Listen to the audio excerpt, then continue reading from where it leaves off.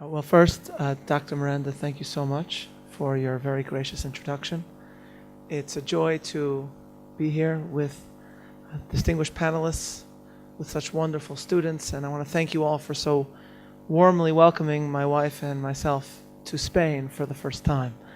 I am the rabbi of a synagogue known in America as the Spanish and Portuguese Synagogue. It was founded by Spanish Jews, as I was just explaining to everybody, who first, after being expelled from Spain, went to Amsterdam and then to Recife, Brazil. And then when Recife, Brazil was taken over by Portugal, all the Jews in Brazil got on boats and went back to Amsterdam. 23 Jews boarded one ship. That ship set sail for Amsterdam. The ship was captured by pirates. And then that pirate ship was captured by a French ship. And the French captain said to the 23 Jews, "Where are you going?" And they said, "We're going to Amsterdam." And he said, "Well, I'm sorry, I'm not going to Amsterdam. I'm going to New Amsterdam," which of course became New York. And this was 1654. And so we are known to this day as the Spanish and Portuguese Synagogue. And to become the rabbi of the Spanish and Portuguese Synagogue, and then to be invited to come here in part, as I'll explain to you, to celebrate here at the university the translation of my uncle's book into Spanish was an amazing event. And so we had to come, even though, as Dr. Miranda mentioned, we do have 5 beautiful children. We are, please God, expecting our 6th child very soon. Even though we'd be very happy for our child to be Spanish, we don't want that to happen by being born here. So we hope that everything will go smoothly, and then we look forward to coming back to visit with our 6th child as well, to see you all here at the university. Ladies and gentlemen, let me begin a reflection on secularism and faith today with a short story. It's a story that's told of a professor at a university. Since you are students, we'll begin with that. There's a story that's told of a professor who is grading exams, and he's looking through an exam booklet, and he gets to one of the pages, and he sees that the student has written on the exam page a message to the professor. And the student writes, "Professor, I want you to know that if I had 1 hour left to live, I would want to spend that hour sitting in your class." So the professor, of course, was very flattered. Then he turned the page, and he saw that the student had continued. And the student wrote, "Because, Professor, an hour in your class feels like an eternity."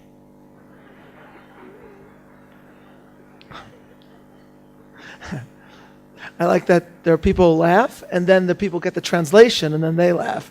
It's, for a rabbi, that's better, because we like when people laugh at our jokes. To have 2 sets of laughter is even better. Now, ladies and gentlemen, it's an amusing story, but it's also one that actually reminds us that as busy as we are in school or in our careers, we often think too much about the here and now and too little about eternity. We think about what career we want, we think about our jobs, but not about what would be most important to us if we only had 1 hour left to live. And so this story inspires us to think about what a friend of mine, a very prominent writer in New York, a columnist for the New York Times, David Brooks, to think about what David Brooks calls the difference between our resume virtues and our eulogy virtues. The resume virtues are the ones that you put on your resume. As David writes, these are the skills you bring to the marketplace, while the eulogy virtues are the ones that get mentioned in the eulogy. And I'm quoting David here. These are deeper. Who are you in your depth? What is the nature of your relationships? Are you bold, loving, dependable? And most of us, David said, would say that the eulogy virtues are the most important. We know that no one will say at our funeral how much time we spent at the office. That's not the most important thing when we actually think about it. But are those the virtues that we think most about in our lives? The answer is no. And in pondering this problem, how we know what's most important and yet we seem to forget it. David Brooks cites a book that is now being celebrated here at your school. Father, maybe I could show them the book for a second if you have it. Thank you.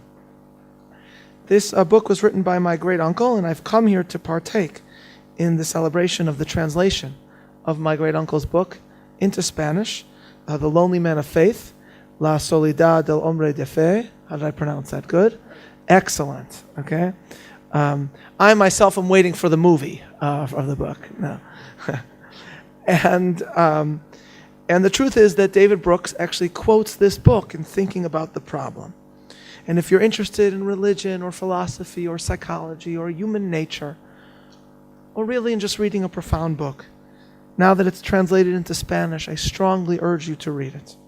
But for now, I'm just going to summarize it, drawing directly on David Brooks's summary and description. Rabbi Soloveichik in his book notes that there are two accounts of the creation of man, of humanity, in Genesis. There's the first chapter of Genesis and the second chapter of Genesis. In the first chapter, man is depicted as being created in the image of God. He's blessed by the divine to subdue the world, or in Hebrew, milu et haaretz v'chivshuha, fill up the world and subdue it. In the other account, Genesis 2, man is made out of dust, afar min ha'adama, dust out of the earth in Hebrew, and he's told to stay in the Garden of Eden. So we seem to have a contradictory account. Jews love contradictions like this because that means that we get to come up with answers and we get to think about things. There's nothing we like more than resolving textual contradictions, except eating. We may like eating more. But aside from that, this is what we love to do. And so my great uncle actually argues that there is no contradiction, that these two accounts describe two different sides of human nature. What he calls parallel to Genesis 1 and Genesis 2, Adam 1 and Adam 2. Adam the first, Adam the second. Adam 1 is the worldly, ambitious side of our nature, the part of us that wants to build and create, make companies, achieve scientific breakthroughs, innovate. Adam 2 is the humble part of our nature. Adam 2, as David puts it, wants not only to do good, he wants to be good, to live in a way that honors God, creation, and our possibilities. So Adam 1 wants to conquer the world. Adam 2 hears a calling and wants to obey the world. Adam 1 loves accomplishment. Adam 2, inner consistency and inner strength. Adam 1's motto is success, whereas Adam 2's motto is love and redemption. And the tricky thing, David Brooks tells us, why is this so tricky? The tricky thing about these two sides of our nature, he says, is that they have different logics. The first logic, Adam 1, is an external logic that is economic. Input leads to output. Risk leads to reward.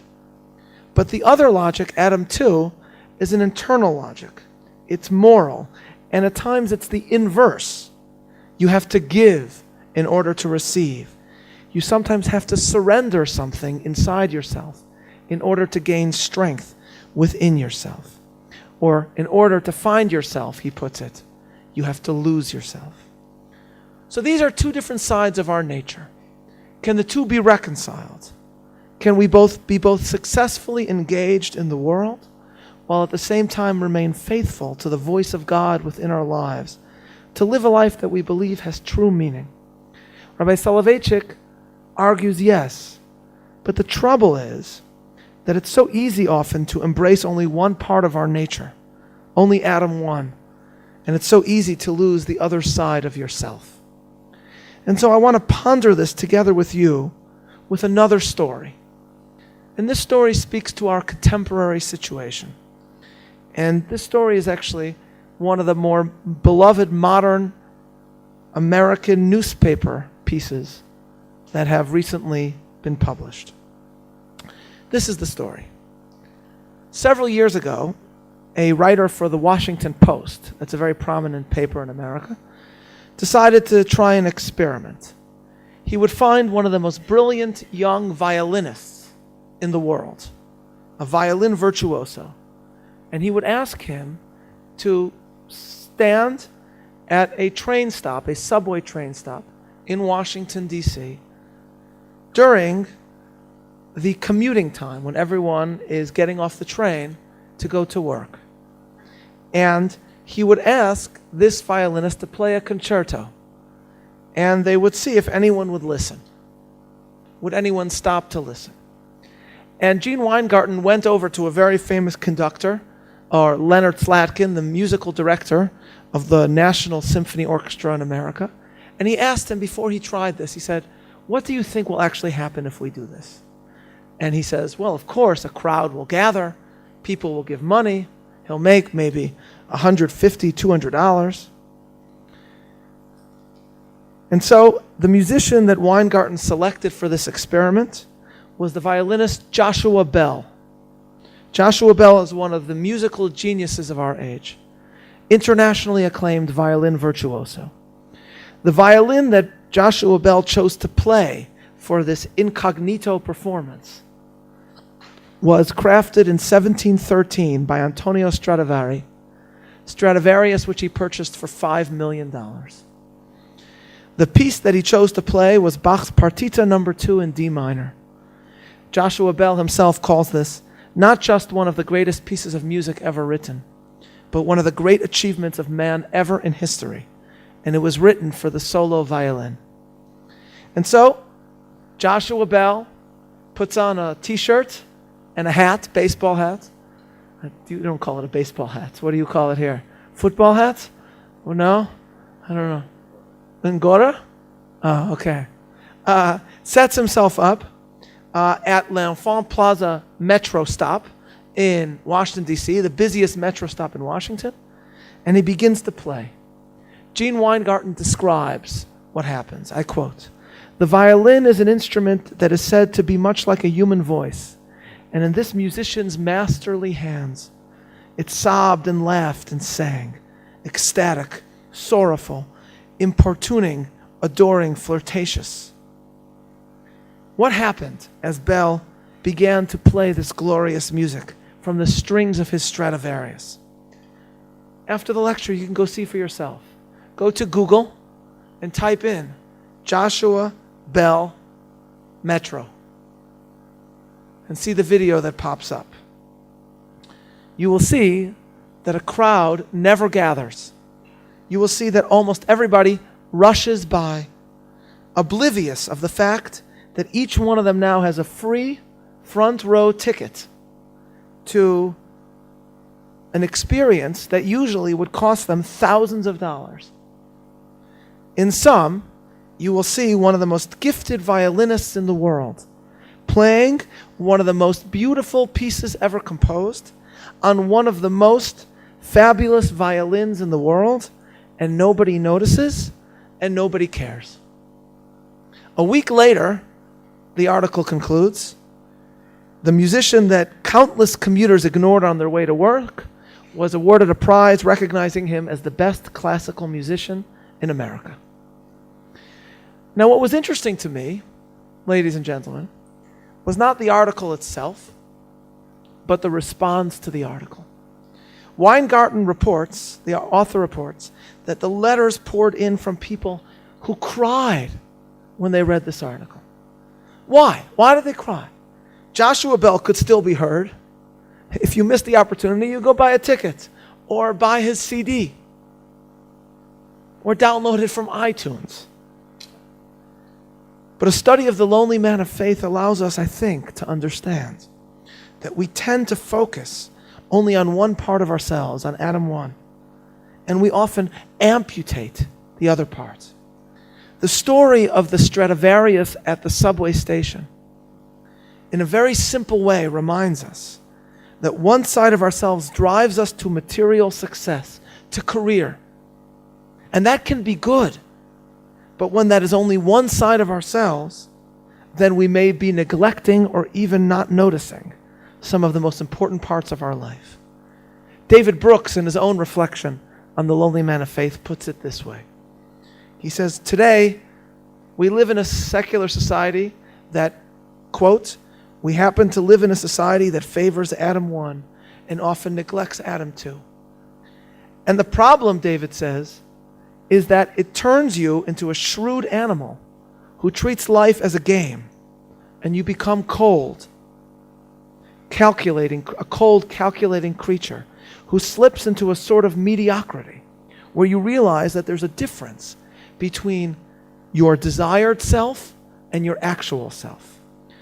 You're not earning the eulogy that you want. You hope that the eulogy that you hope one day someone will give for you. Or, as the author of the newspaper article wrote, people were intrigued and cried when they read the piece, not just because they missed this opportunity to hear Joshua Bell play on the Stradivarius, but because they thought to themselves, if the surge of modern life so overpowers us that we are deaf and blind to something like that, then what else are we missing? And the truth is that if we are focusing in today's modern age only on our resume virtues and not on our eulogy virtues, then I think we're missing a great deal. And if we care about our eulogies, and if we care about the virtues connected to our eulogies, the virtues that we would want celebrated in our eulogies, then we care about them because deep down we have the conviction that our lives are not meaningless, that they matter. And what we do with our lives and how we will be remembered matters. And this conviction, I think, is born in faith, because only faith provides the belief that we are part of something much larger than ourselves. And in this respect, I think the Joshua Bell story is so fitting because faith can be compared to an appreciation of music. And it's important for us to remember this, ladies and gentlemen, because we live in a world that is often so hostile to faith. Rabbi Jonathan Sacks, who I believe spoke here before me, former chief rabbi of England. Was anyone here when Rabbi Sacks spoke? Raise your hand if you were here. He's an amazing man, and in fact, some of his books have also been translated into Spanish. He's a friend of mine. Rabbi Jonathan Sacks has a story about faith and football. And in America, I'm sorry to say, we don't focus a lot on, when we say football, we mean something else. But by football, I mean your football, what Americans call soccer. And he tells a story that when he first became the chief rabbi of England, there was also a new archbishop, an archbishop of Canterbury. And it was discovered that they both had the same favorite football team, Arsenal. You've heard of Arsenal? Okay. Do you guys all hate Arsenal or something like that? Is that? No? Okay. So they decided to invite both Rabbi Sacks and the Archbishop to a football game to bless the team. And they came for the night when Arsenal was playing its most hated rival, Manchester United. All right? So Rabbi Sacks tells that the great night came. He says, we were given a splendid reception. The loudspeakers announced our presence to the crowd, and a cheer went up. Whichever direction Arsenal supporters took in this theological wager, Judaism or Christianity, that night they had friends in high places. If the power of prayer counted, Arsenal could not lose.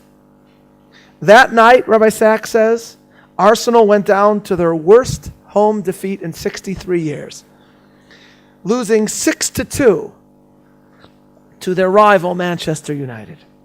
And so the next day, The Guardian, perhaps one of the least sympathetic to religion papers in the Western world, had the story in its diary column and gleefully concluded, quote, if the Archbishop of Canterbury and the chief rabbi between them cannot bring about a win for Arsenal, does this not finally prove that God does not exist?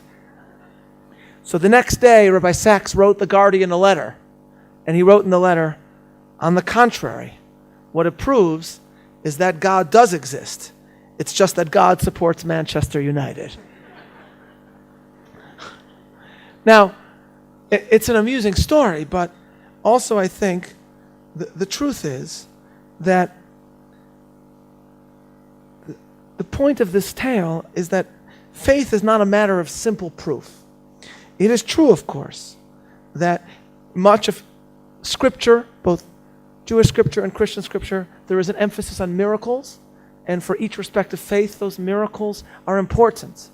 Next week, Jews will be celebrating Passover, one of the central miracles of our story. But at the same time, throughout much of the Bible, faith is described not as deriving from seeing miracles, in fact, not from seeing at all, but rather the Hebrew Bible uses most often not seeing but hearing. Hear, O Israel, the Lord our God, the Lord is one. And this teaches us, I think, that faith is often like listening to music, of paying attention. For music at its best can remind us that we are part of something larger, something transcendent. Rabbi Sacks himself makes this point and cites the story of a very prominent musicologist whose name is Clive Wearing, who had a terrible, devastating brain infection. This musicologist had acute amnesia and could not remember anything for more than a few seconds. There were only two things that broke through this amnesia. One was the love he received and that he felt for his wife. But the second was music, that he was still able to even play an organ and conduct a choir. A man who in general could not remember anything for more than a few seconds. Why? One neurologist quotes a philosopher of music who wrote that hearing a melody is, and listen to this carefully, hearing a melody is hearing, having heard, and being about to hear all at once. Or as Rabbi Sacks puts it, music is a form of sensed continuity that can sometimes break through the most overpowering disconnections in our experience of time. And therefore, he points out, faith is more like music than like science. Science analyzes, music integrates.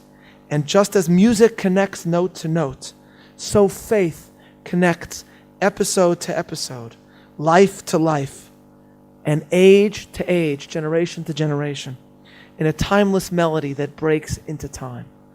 God, in this view, is the composer and librettist, he says. We are each called to be voices in the choir, singers of God's song. Faith teaches us to hear the music beneath the noise. And if that is true, how terribly symbolic it is of our age when the greatest violinist of his generation stands and plays, and everyone driven on their way to work, walking past him, doesn't notice. The story is important not because they missed one musical opportunity, but rather because I think it embodies a modern age in which too many people have only one part of themselves, an important part, but only one part and not the other. Only Adam 1 and not Adam 2. Achieving only resume virtues and not eulogy virtues. And so faith, I think, begins like music in a notion of continuity. And therefore it is the belief that our lives are about more than ourselves, and that like notes in a symphony, we are joined together, and that we can be, if we so choose, part of God's composition, that we can be part of His story. And the question, I think, facing many of us, and it's a question facing many of you here in Europe, is what is that story, and how do we feel part of that story? And the truth is that it is the notion that we are part of a story that the West achieved first in Europe. As we know, Europe was both the center of the Enlightenment, which was born in the belief in the power and importance of the individual. And at its best, the Enlightenment produced some of the wonders of civilization: science, democracy, liberty.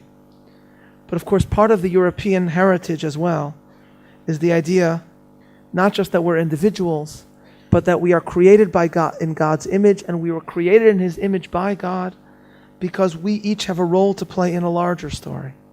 That we can be, if we so choose, notes in the symphony, in the orchestra of God. And that ultimately how we contribute to this story, whether we will be remembered for our eulogy virtues, is the most important question of all. This is an idea that Judaism gave to the world. It's an idea that Christianity received from Judaism, and it's an idea that Christianity gave to Europe.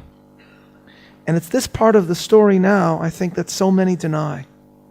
So much so that the proposed draft of the European Constitution famously refused to discuss the impact that Christianity and the values, the Judeo-Christian values that Europe received, had on the development of Europe. And it was a religious European Jew, a law professor by the name of Joseph Weiler, who noted that a Europe that recognizes its religious heritage is still a Europe that recognizes equality in a full way for all its citizens, Christians and non-Christians, religious and secular. But it could still be a Europe that, while celebrating the heritage of Enlightenment humanism, neither fears nor is embarrassed by the recognition that Christianity is one of the central elements in the evolution of its unique civilization. And so, the question of whether we can live as both Adam 1 and Adam 2 completely is a question that was raised by my great uncle, speaking from a Jewish perspective. But it was actually delivered first by him as a lecture in a Christian school. And therefore the question speaks so profoundly, I think, to all of you as well, and especially to you here in a Catholic university in Europe today.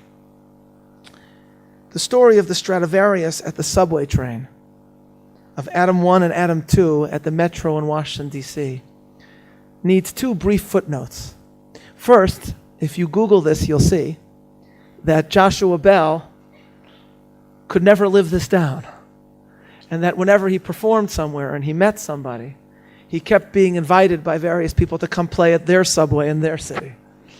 And he got so tired of it that he actually announced once again, in a redemptive moment, he announced that he would be coming back to the Washington, D.C. metro to play. And this time, knowing what was there, hundreds and hundreds of Americans showed up to hear him play. But the second footnote is that even when he originally played incognito and nobody stopped, that's not technically true. Some people did stop.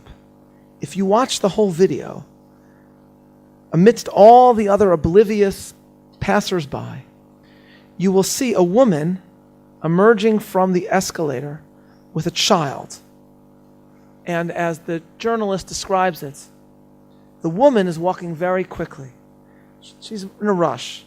And so the child is also. If you have children, please God, you'll know the experience of walking like this. So you could see the child, I'm quoting. It's a cute kid.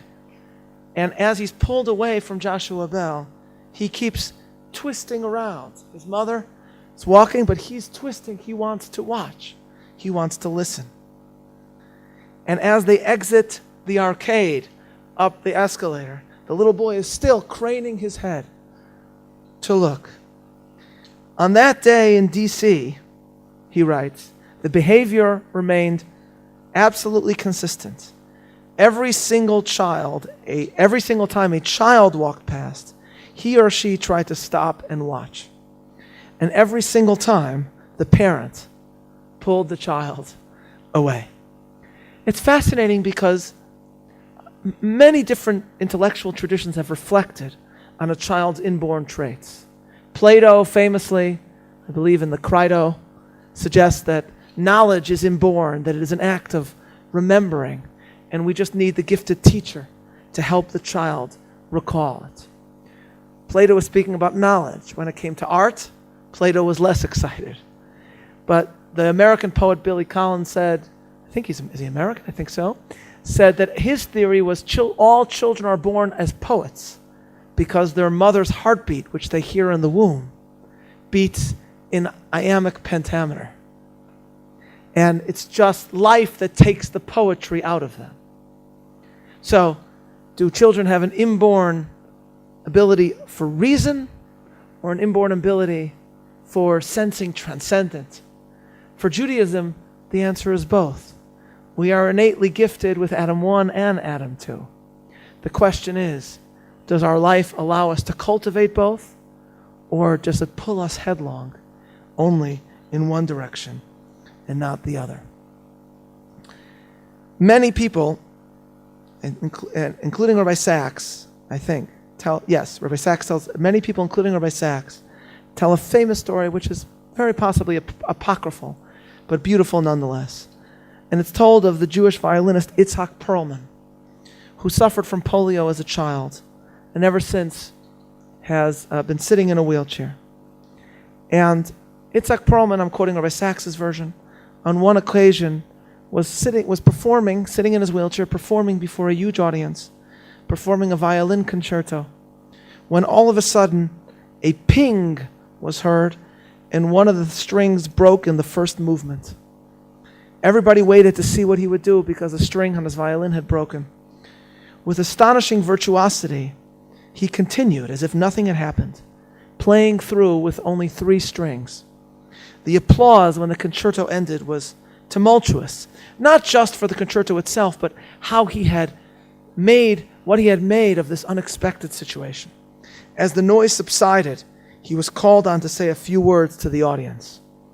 Sitting in his wheelchair, a symbol of courage, he succinctly said in one sentence, "Our job, ladies and gentlemen, is to make music with what remains."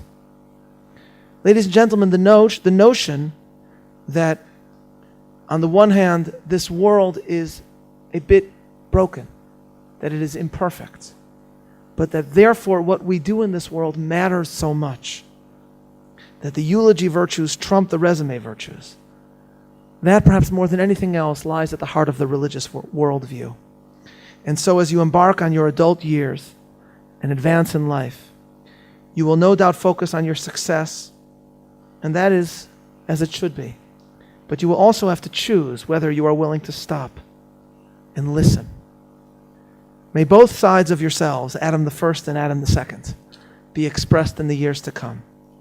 May you achieve every success in this world, and may faith lend a sense of meaning and transcendent music to your lives. Thank you for having me.